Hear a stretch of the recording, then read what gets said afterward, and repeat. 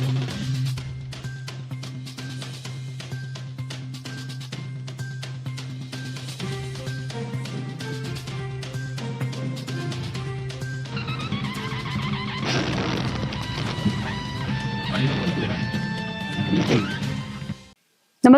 आपण पाहता हिरकणी न्यूज.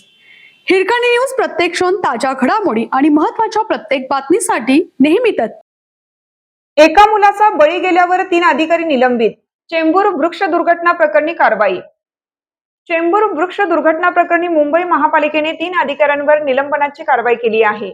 30 जून रोजी एका स्कूल बसवर पिंपळाचे झाड कोसळून 11 वर्षीय मुलाचा मृत्यू झाला होता. शिवाय 12 विद्यार्थी जखमी झाले होते.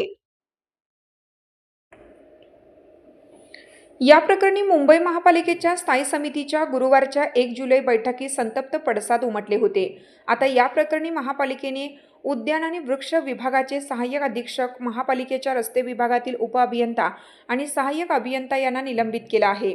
बुधवारी रात्री उशिरा त्यांच्या निलंबनाचे आदेश काढण्यात आले. विशेष म्हणजे या प्रकरणाची चौकशी करण्यासाठी महापालिकेने उपायुक्त अभियांत्रिकी आणि उपायुक्त विशेष अभियांत्रिकी यांच्या अध्यक्षतेखाली 2 सदस्यांची समिती नियुक्त केली आहे. ही समिती 8 दिवसात महापालिका आयुक्त अश्विनी भिडे यांना अहवाल सादर करणार आहे. चेंबूरची दुर्घटना पाहता महापालिकेने झाडांचे ऑडिट करावे तसेच संबंधित कंत्राटदाराला काळ्या यादीत टाकावं अशी मागणी भाजपचे नगरसेवक तेजिंदर तिवाना यांनी यावेळी केली होती.